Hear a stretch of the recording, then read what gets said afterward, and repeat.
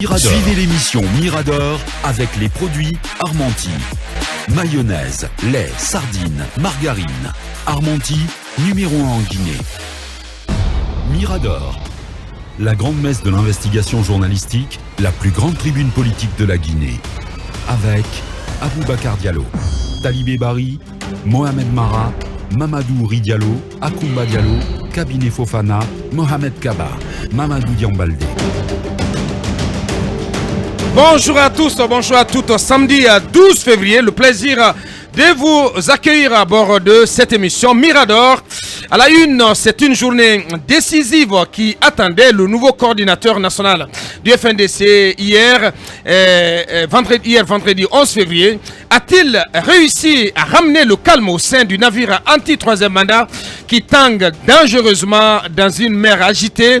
Nous posons la question ce matin. En tout cas, le camarade Oumar Silla alias Fonike Mengue compte venir à bout de l'agitation qui s'est emparée de plusieurs coordinations du FNDC à l'intérieur du pays et qui contestent le processus de sa désignation comme successeur d'Abdourahmane Sano, des frondeurs aussitôt désavoués par un second camp qui bat en brèche les griefs portés contre les dirigeants du mouvement.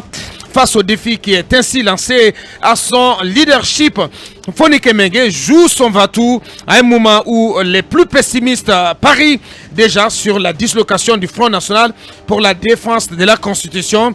Des questions que nous allons adresser à notre invité prestige en ce samedi.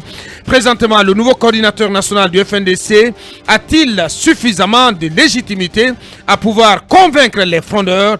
Quelle recette entend-il utiliser dans cette opération très risquée?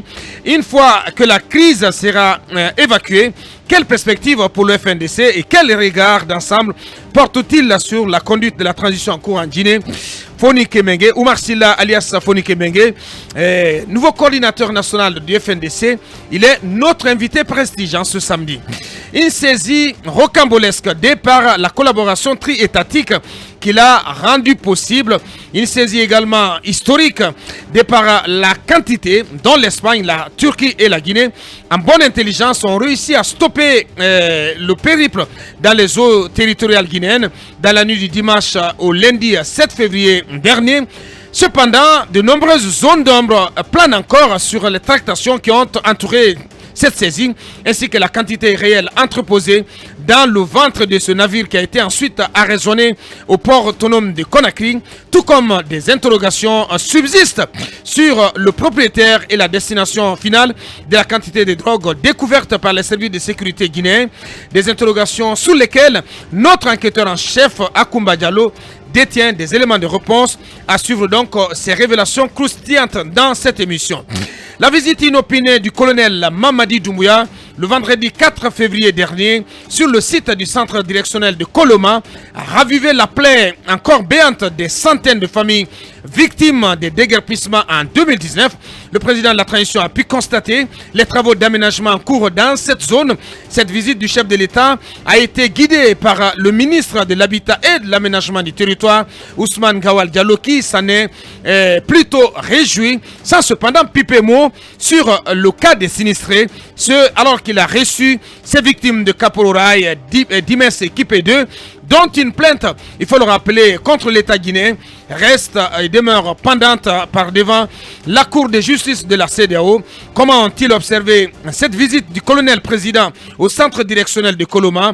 Leur dossier a-t-il connu une évolution depuis l'avènement du CNRD?